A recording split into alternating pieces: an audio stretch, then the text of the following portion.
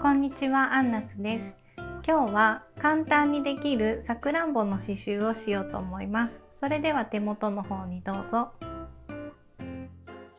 では簡単にさくらんぼを刺繍するっていう話なんですけど、すいません、うちの娘用に刺繍した服でちょっと恥ずかしいんですけども、何十回も洗濯してるんで結構ヨレヨレなんであまり近くでは見せられないんですけど、これ服の背中ですね。この前の方はネズミを刺繍したんですけど、これは美味しい刺繍の一応言っておきます。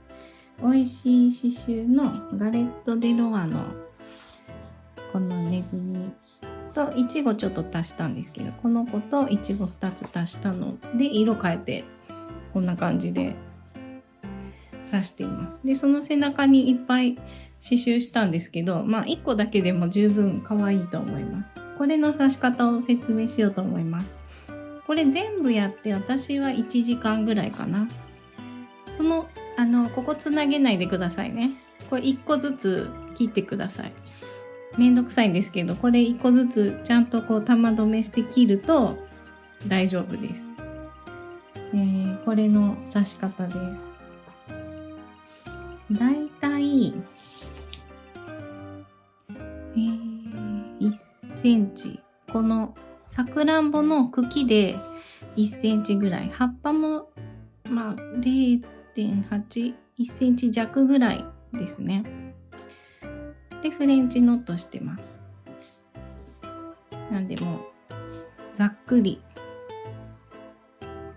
葉っぱも、1枚バージョンにしときましょうかね。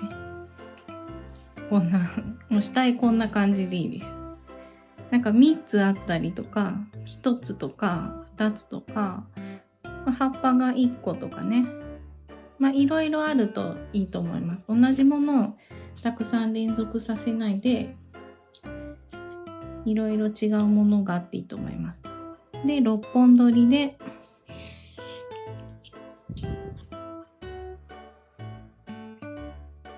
玉留めで始めます。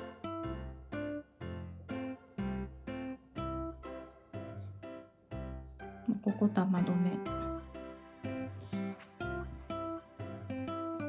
で、まず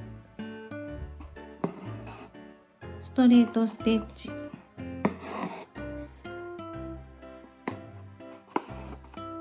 茎のところはストレートステッチで、葉っぱはレゼーデージーステッチですね。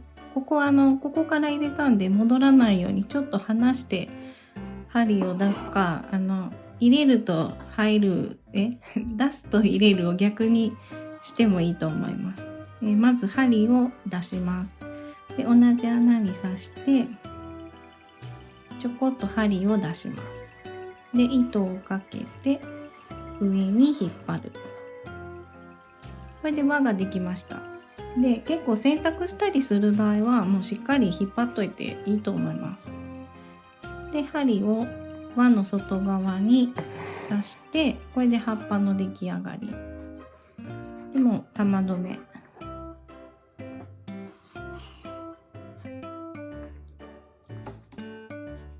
でもうハサミで切ります。長いところちょっと切っといた方がいいですね。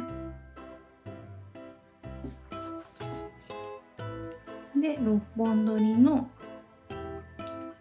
今度赤で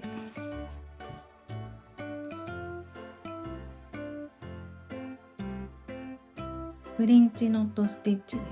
だからステッチは結構出てくるんですけど、そんなに大変ではないんで、もうこのペースでちゃちゃちゃっとやってもらうといいと思います。ここの茎の下から針を出して刺繍枠まず置きます。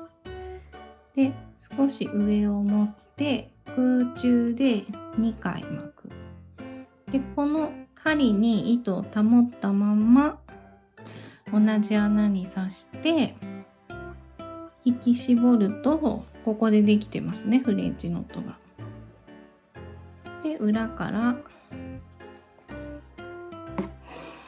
針を出す。はつながっててもいいです。いちいち切らなくて、これぐらいの距離だったらこのストレートとそんなに長さ変わらないんで、これで、まず枠を机に置いて少し上を持って空中で2回巻いて、ここの糸を持っておきます。で、同じ穴、ほぼ同じ穴に針を刺して引き絞る。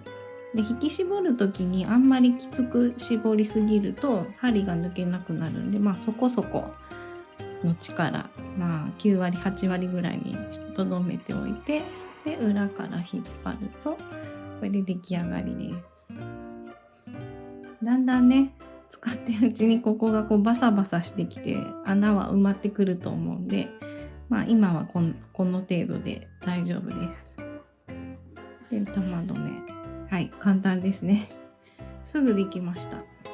なのでこれを3つとか並べて刺すとか、あとお子さんのお名前の前につけるとか、別に子供じゃなくても大人でもこれ十分可愛いので、例えばですけど、もっと色を黒とか茶色とかそういうシックな色にしてジグザグにしたりしてフレンチノットいっぱいつけたりとかね、アレンジはいろいろできると思うんですけど、これでさくらんぼっていう風に言い切っているのでさくらんぼの刺繍はこれです。以上です。いかがでしたか？チャンネル登録といいねボタンをよろしくお願いします。それではさようなら。